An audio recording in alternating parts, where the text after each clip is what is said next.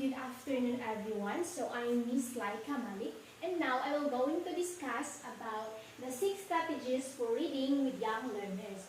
So we all know that children love stories, and reading with young learners typically involve a wide range of activity along with the reading itself. We read the image, read the text aloud, and we tell the story with our own words. However, a beautiful picture isn't enough. So language teachers need to use extra material to support their learning program and make them successful. So the first strategy for reading with young learners is using illustration. So why is it illustration is important in reading with young learners? So it is important because it helps young children to visualize the story and better understand the text.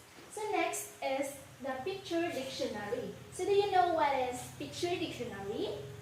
So picture dictionary class, it is a dictionary where is the definition of a word is displayed in the form of drawing or photographs. So for example, you read about the story of the monkey and the mouse. So the picture of the monkey or the mouse, ipapakita mo sa inyong student together with the word monkey. So example, the picture of the monkey and sa ibaba ay pangalan ng monkey. So that is the example of picture dictionary. So through using these extra materials, help children connect the written word with its meaning.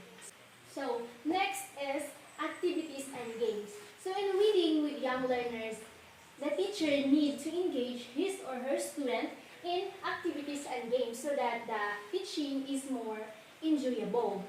So the example of activities and games that we can give to our learners is like matching word with corresponding image or acting out scene. So in matching word with corresponding image, for example, you read a story like the cat and the dog. So the picture of the cat, ipapakita mo sa iyong mga learners together with the word cat. Then, the picture of dog together with the word dog.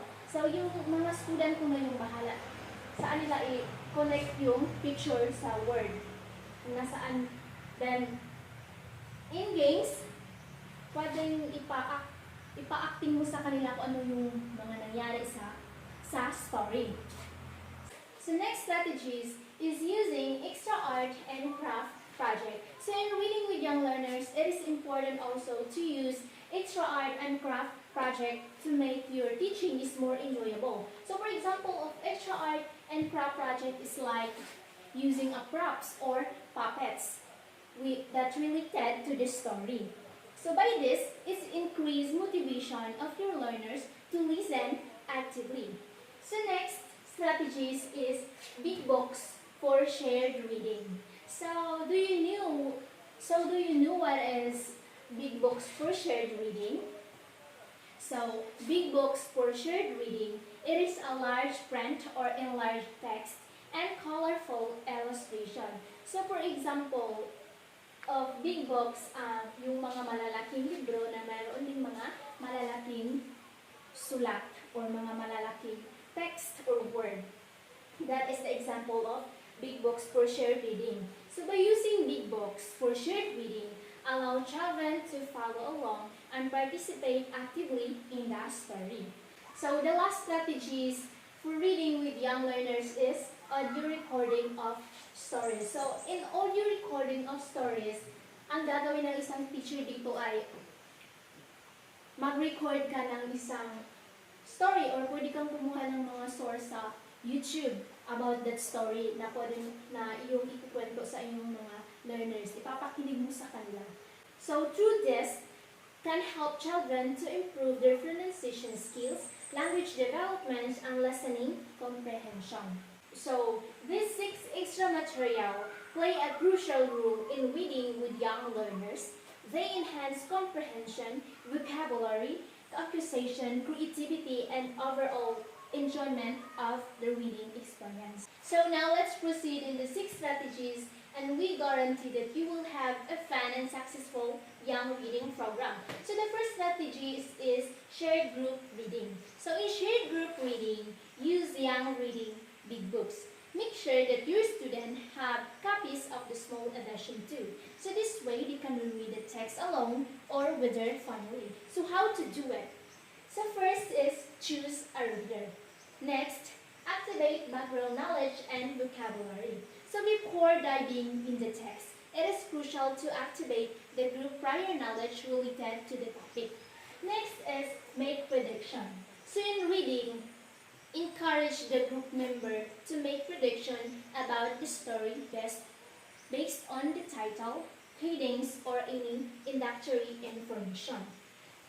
Next is read the story to your group. So as a facilitator, you need to read the text aloud to your group with enthusiasm and appropriate voice modulation so that they can understand the text better. Next is reread the story, inviting your student to join in the reading if you feel like it. So, after reading the text, invite the student to join in and read along if they feel comfortable doing so. So these steps encourage active participation and allows individuals to practice their reading skills. So number 2 is read aloud and build a dialogue. So as a teacher, you need to read aloud and build a dialogue to your learners. It is important that they have interaction between you and your learners. So how to do it? So first, during the second or third reading of the story, let your student finish this sentence. So next is look back. So from time to time, stop to ask questions about the story, like what happened to the kite before? Or do you remember this girl? So that's it. Next is anticipation. So children love anticipating the plot. It makes them feel comfortable and reassures that their knowledge of the world is correct.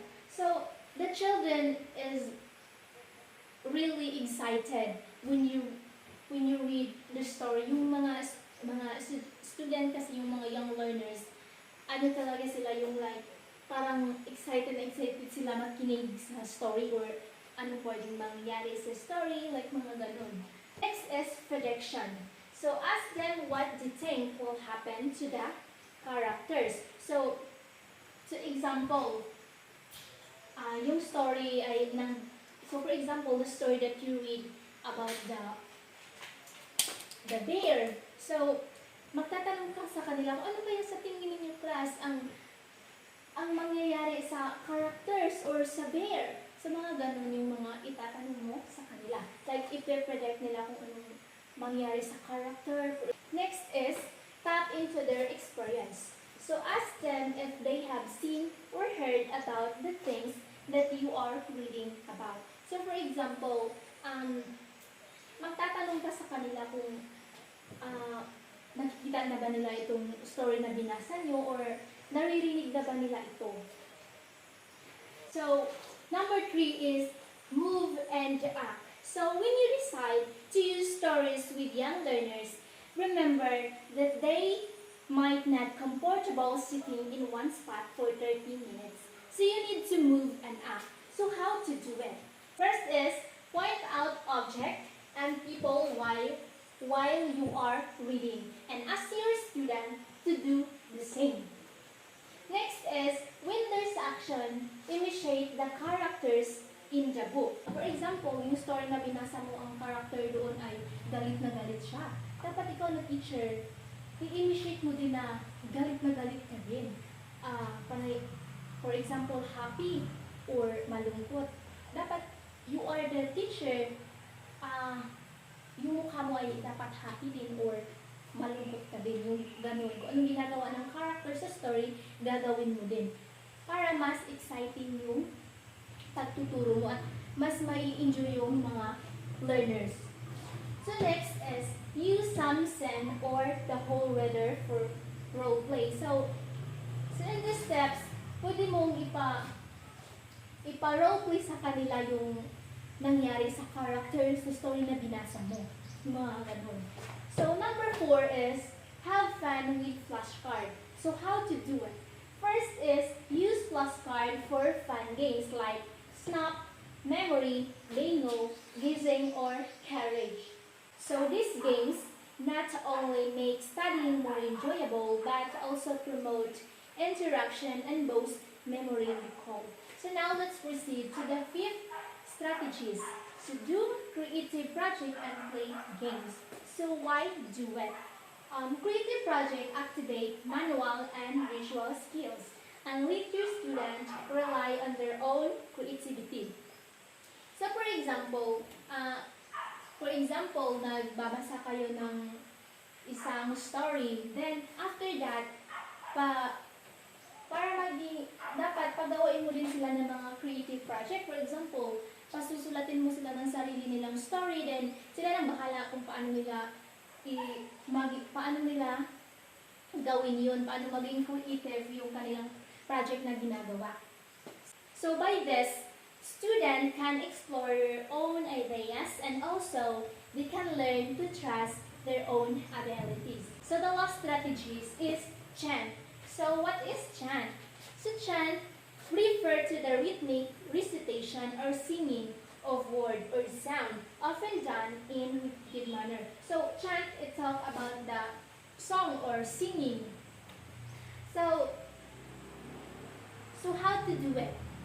So first, listen to the chant. So begin by playing a recording of the chant you wish to practice. Next is listen several times and start chanting along. So after becoming familiar with the chant, start listening to multiple chants. Next is stop the record and chant slowly. So once you feel confident with the chant, pause the recording and continue chanting by yourself. And the last is start the record again and chant together. So after feeling comfortable with your solo chanting, start the recording again and resume chanting along with it.